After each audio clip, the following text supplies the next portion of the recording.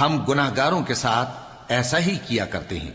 اس دن جھٹلانے والوں کی خرابی ہوگی۔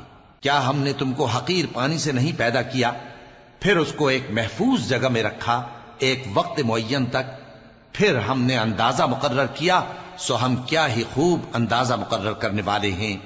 اس دن جھٹلانے والوں کی خرابی ہوگی۔ کیا ہم نے زمین کو سمیٹنے والی نہیں بنایا، یعنی زندوں اور مردوں کو، اور ہم نے اس پر اونچے اونچے پہاڑ رکھ دیے اور تم لوگوں کو میٹھا پانی پلایا۔ اس دن جھٹلانے والوں کی خرابی ہوگی۔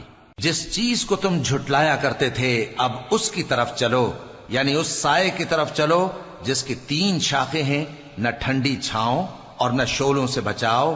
اس سے آگ کی اتنی اتنی بڑی چنگاریاں اڑتی ہیں جیسے محل، گویا زرد رنگ کے اونٹ ہیں۔ اس دن جھٹلانے والوں کی خرابی ہوگی۔ یہ وہ دن ہے کہ لوگ